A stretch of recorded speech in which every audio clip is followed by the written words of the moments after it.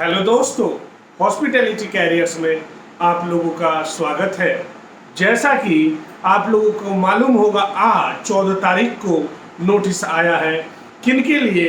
तो ये था assistant section officer, audit assistant, junior translator officers, computer operator and MTS multitasking staff के लिए डॉक्यूमेंट वेरिफिकेशन के लिए नोटिस आया है। इसमें उनके डेट के बारे में बताया है कि कब डॉक्यूमेंट वेरिफिकेशन होगा, और ये बताया गया है कि 1:3 रेशियो में बुलाया गया है। इट मीन जितनी वैकेंसी थी उसका ट्रिपल बुलाया गया है। जैसे असिस्टेंट सेक्शन ऑफिसर की टोटल वैकेंसी 10 थी, तो वहाँ 36 कैंडिडेट को बुलाया गया है। ऑडिट असिस्टेंट टोटल 11 कैंडिडेट की वैकेंसी थी, वहाँ भी 36 कैंडिडेट को बुलाया गया है। जूनियर ट्रांसलेटर ऑफिसर जहाँ पे टोटल 4 वैकेंसी थी, तो 15 लोगों को बुलाया गया है। कंप्यूटर ऑपरेटर टोटल 4 वैकेंसी थी, तो 12 लोगों को बुलाया गया है। और एमटीएस जहाँ पे 23 टोटल वैकेंसी थी, तो 81 लोगों को बुलाया गया है। ऐसे आप अनुमान लगा सकते हैं कि जो और भी पोस्ट थी जिनके लिए अभी नोटिस नहीं आया है, कुछ में स्किल टेस्ट है और कुछ में नहीं है। जैसे कि कैटरिंग असिस्टेंट जिसमें 87 वैकेंसी है, तो उसका भी नोटिफिकेशन कल परसों 2-4 दिन में आ जाएगा डॉक्यूमेंट वेरिफिकेशन के लिए। तो इससे आप अनुमान लगा सकते हैं कि कितने कैंडिडेट के लिए डॉक्यूमेंट वेरिफिकेशन का लिस्ट जारी किया जाएगा। लगभग 87 वैकेंसी है कैटरिंग असिस्टेंट के, तो अबाउट 270 को बुलाया जाएगा डॉक्यूमेंट वेरिफिकेशन के लिए। स्टेनोग्राफर की 22 वैकेंसी है, तो उसमें 70 को बुलाया जाएगा। मेस हेल्पर 629 की वैकेंसी है, तो अबाउट 1900 टू 1910 को बुलाया जाएगा। लैब अटेंडेंट 142 है, तो 430 को बुलाया जाएगा। इलेक्ट्रीशियन कम प्लम्बर 273, तो 825 को बुलाया जाएगा। जूनियर सेक्रेटेरिएट असिस्टेंट 622 है जेएनपी कैडर में, तो 1870 से 1875 तक बुलाया जाएगा। और जूनियर सेक्रेटेरिएट असिस्टेंट 8 है आरओ कैडर में, तो अबाउट 30 कैंडिडेट को बुलाया जाएगा। अब बात करते हैं कि इम्पोर्टेंट नोट फॉर कैंडिडेट क्या है। ठीक है, तो इसके बारे में बात करते हैं। तो इम्पोर्टेंट नोट में सबसे फर्स्ट लिखा है, the candidature of all candidates whose name appear in abandoned list of candidates shortlisted for document verification is purely provisional and does not confer any right to the candidate for selection appointment to the said post. It means कि जिन का list में नाम है अपेंडेंट में, means notice के साथ candidate का नाम जुड़ा हुआ है कि इनको डॉक्यूमेंट वेरिफिकेशन के लिए आना है, तो ये प्रोविजनल है। इसको आप ये नहीं माने कि जिनको डॉक्यूमेंट वेरिफिकेशन के लिए बुलाया गया है तो उनकी परमानेंट जॉब हो गई, ऐसा नहीं है। डॉक्यूमेंट वेरिफिकेशन में ट्रिपल को बुलाया गया है, तो इट इज प्रोविजनल। क्लियर है? First. Second, the candidature of candidate will subject to fulfilment of terms and condition mention in the recruitment advertisement. जो रिक्रूटमेंट एडवर्टाइजमेंट में क्वालिफिकेशन था, एज था, जो एडवर्टाइजमेंट में था, मिनिमम उतना रहना चाहिए, मीन्स फुलफिलमेंट करना चाहिए। जैसे कि आप मान लो कि जूनियर असिस्टेंट के लिए या एमटीएस के लिए कि मिनिमम क्वालिफिकेशन 12 था, तो 12th रहना चाहिए। क्लियर है? ये नहीं 10 तक हो तो आपका नहीं होगा, 12 तक रहना चाहिए। उसके अपर कुछ भी हो वो मैटर नहीं करता, बट मिनिमम क्वालिफिकेशन जो था वो आपके पास रहना चाहिए। एक्सपीरियंस, अगर जिसमें एक्सपीरियंस मांगा है एक्सपीरियंस।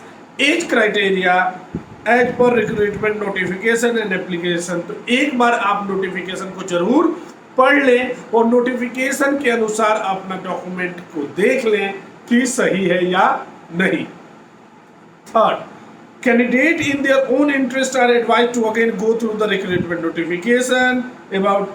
थर्ड में यही बात है कि आप नोटिफिकेशन को देखें और उसके साथ अपना एक्सपीरियंस मैच कर लें, अपना एज मैच कर लें, सब कुछ आप मैच कर लें, वो आपके लिए बेटर रहेगा। अब आते हैं fourth, candidate are being called for verification of document eligibility criteria in the ratio of 1:3 of the notified vacancies However, final selection of the candidate will purely depend on the number of notified vacancy. ये बता दिया गया है कि 1:3 ratio में candidate को बुलाया गया है, बट जो सिलेक्शन होगा permanently purely it is on basis of notified vacancy. It mean जो नोटिफिकेशन में वैकेंसी था उतना ही वैकेंसी को लिया जाएगा. क्लियर है? Next call letter for attending the scheduled verification of document eligibility criteria is being sent on the registered email address of the candidate concerned. In addition, link for downloading of same will be made available on NVS website. Call letter आपके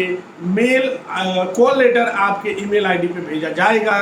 अगर call letter नहीं गया तो link जारी किया जाएगा कल या परसों NVS के साइट में. वहां से आप कॉल लेटर डाउनलोड कर सकते हैं. क्लियर हुआ? पहला ईमेल के थ्रू आपके पास जाएगा कॉल लेटर जिसमें डॉक्यूमेंट वेरिफिकेशन का डिटेल रहेगा कि क्या क्या डॉक्यूमेंट वेरिफिकेशन चाहिए. क्लियर है? अब बढ़ते हैं. In case any candidate whose name appears in the list of shortlisted candidate for document verification does not receive call letter to attend verification may contact at phone number and email. अगर आप short listed candidate में हो और आपके पास call letter नहीं जाता है तो आप क्या कर सकते हो, इस नंबर पे कॉल कर सकते हो और nvshqrect@gmail.com पे आप मेल कर सकते हो. अगर आप शॉर्ट लिस्टेड कैंडिडेट में हैं और आपको मेल नहीं जाता है, कॉल लेटर नहीं जाता है तब. अब बढ़ते हैं 7th के पॉइंट की तरफ. Candidate concerned are requested to regularly visit NVS website for latest update in the matter and check their registered email as mentioned in the online application form. हमेशा आप NVS की साइट विजिट करते रहें कि कोई update रहेगा तो आपको मिल जाएगा, इसलिए ये बातें कही गई है. और हमेशा आप अपना रजिस्टर्ड मेल आईडी चेक करते रहें. 8 point. Keeping in view of COVID-19 pandemic situation, candidates shortlisted are instructed to strictly follow the below mentioned guideline. अब जो वेन्यू है नोएडा जहाँ पे जाना है तो कोविड-19 के चलते कुछ गाइडलाइन है तो वो आपको फॉलो करना पड़ेगा. तो कौन कौन से गाइडलाइन है? सबसे फर्स्ट कि आपको मास्क लगाकर जाना पड़ेगा तो मास्क का परचेज कर ले. सेकेंड, आपको ग्लव्स पहनना होगा तो पहले से ही ग्लव्स का परचेज कर लें. 1-2 ग्लव्स एक्स्ट्रा परचेज कर लें क्योंकि ग्लव्स फट जाता है तो ग्लव्स परचेज कर लें.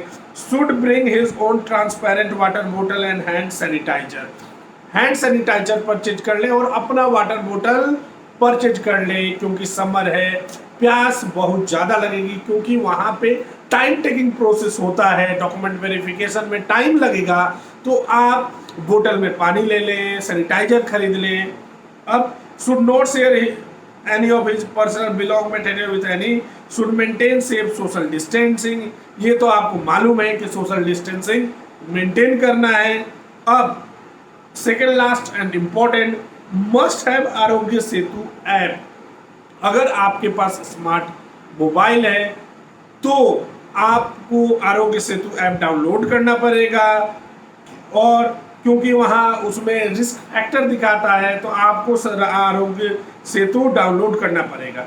इन case a candidate does not have a smartphone, अगर कैंडिडेट के पास स्मार्टफोन नहीं है तो he she will have to bring in a sign declaration. अगर स्मार्टफोन नहीं है तो आपको साइन डिक्लेरेशन पे फिलअप कर और डिक्लेरेशन पे साइन कर उसकी 2 कॉपी लानी होगी जो इस नोटिस के लास्ट में अटैच है.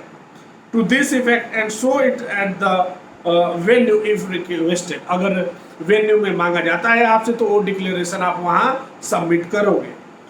Last, only candidate is allowed at the venue of the verification. However, in case of PH candidate, an attendant is permitted. केवल वेरिफिकेशन के वेन्यू कहाँ पे है? वेरिफिकेशन का वेन्यू तो ये तो नवोदय विद्यालय समिति जो हेडक्वार्टर है B15 सेक्टर 62 नोएडा में, तो वहाँ पे केवल जिन कैंडिडेट का वेरिफिकेशन है अंदर उन्हीं की एंट्री होगी. हाँ, पीएच कैंडिडेट के केस में एक एडेंडेंट नोट के साथ रह सकता है, उसको जाने की अनुमति है। अब जिन एस्पिरेंट्स का अभी नोटिस नहीं आया है मेस हेल्पर, केटरिंग असिस्टेंट, तो घबराए नहीं, 2-3 दिन में सभी का नोटिस आ जाएगा। अब आप अपना डॉक्यूमेंट रेडी करो और स्किल टेस्ट की तैयारी करो। अब मंजिल दूर नहीं है, जाओ वहाँ पे डॉक्यूमेंट वेरिफिकेशन कराओ, एक दूसरे से मिलो, अपनी बातें को शेयर करो, समझे। अगर आपका नाम है तो आपको जरूर जाना चाहिए डॉक्यूमेंट वेरिफिकेशन में, कुछ ना कुछ आप वहाँ जाकर सीखोगे, आपके लिए खराब नहीं होगा, तो इसलिए आप वहाँ जाएं।